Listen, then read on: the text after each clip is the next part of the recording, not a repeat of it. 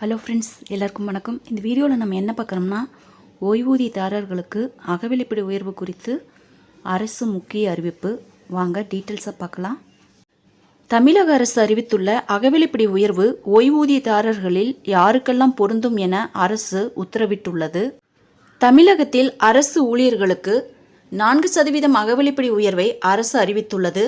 இந்த உயர்வானது ஓய்வூதியதாரர்களில் யாருக்கெல்லாம் பொருந்தும் என்பது குறித்த அறிவிப்பை அரசு வெளியிட்டுள்ளது.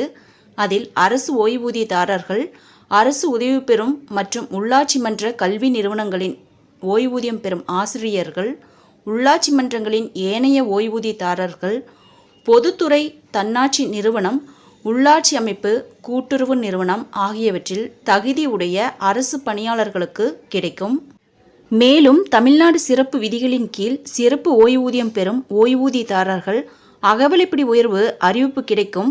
அது மட்டுமில்லாமல் அகவிலைப்படிக்கான பட்டியல் சமர்ப்பிப்பது தொடர்பாக கருவூல அலுவலர்கள், உதவி கருவூல அலுவலர்கள், ஓய்வூதியம் வழங்கும் அலுவலர்களுக்கு உரிய அறிவுரைகள் வழங்க கருவூல கணக்குத்துறை ஆணையர் கேட்டுக்கொள்ளப்பட்டுள்ளனர்.